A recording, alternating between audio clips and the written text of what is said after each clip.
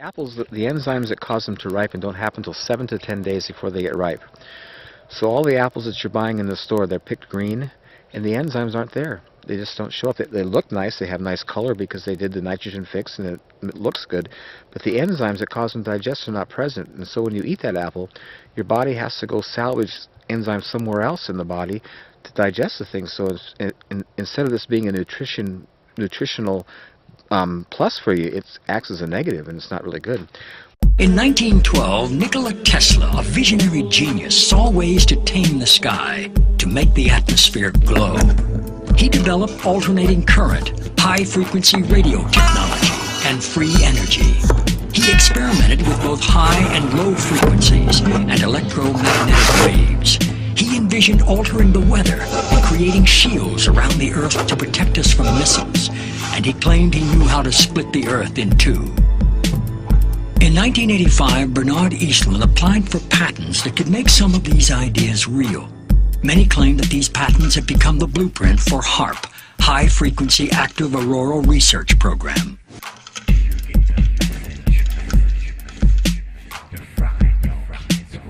Basically because the signal, low frequency signal, can penetrate deeper into the earth or the water or the ocean than the high frequency signal. But this same kind of signals in the same frequency range can affect human mood. The human brain operates on very low frequencies. For example, when we're thinking, actively, we're generating about 13, 14 cycles per second. When we're meditating, we're generating 8 cycles per second. And when we're asleep, the brain waves are running at about 4 cycles per second.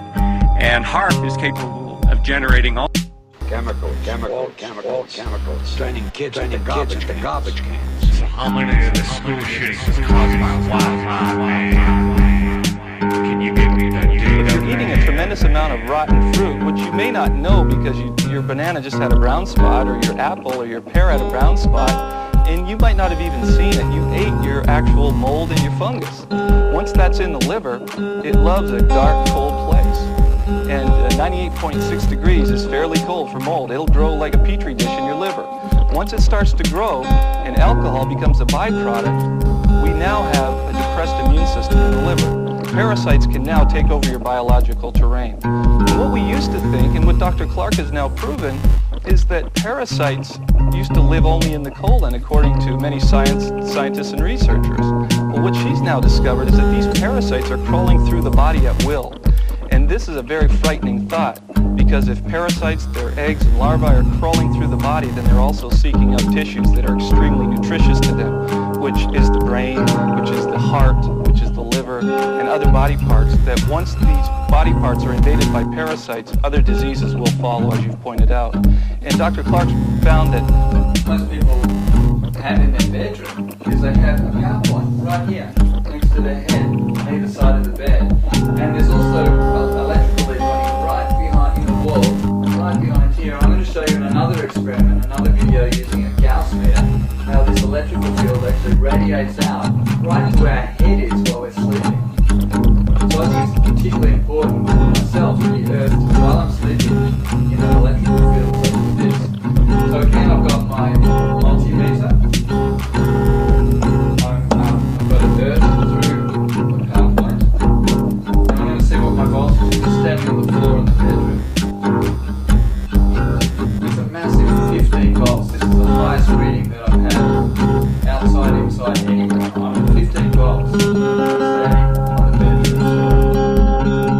HAARP uses a million watts beamed straight into the ionosphere for experiments, Which is a direct violation of their rules.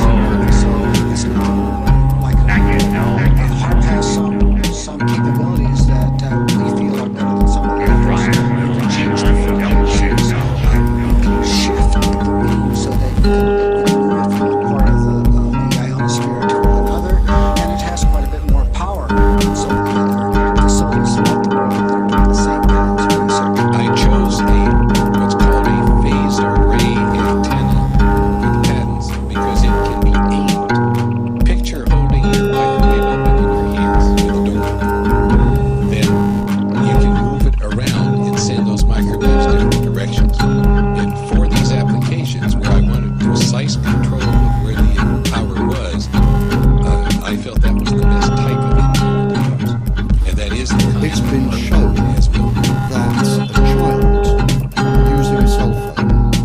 primary school child.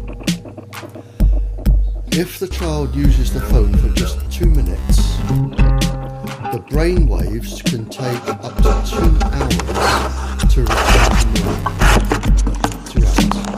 And that's been published. Now, in those 2 hours, the child's brain is not acting as it should, and it could demonstrate itself in a number of ways. For instance, if the child were in school and made a quick call from the playground, it could be lack of concentration, hyperactivity, bad behaviour. It could be anything like that. And that would slowly ease off over 2 hours. Now that's just from 2 minutes. Now if a child makes a phone call every couple of hours, the brain is going to be entrained permanently.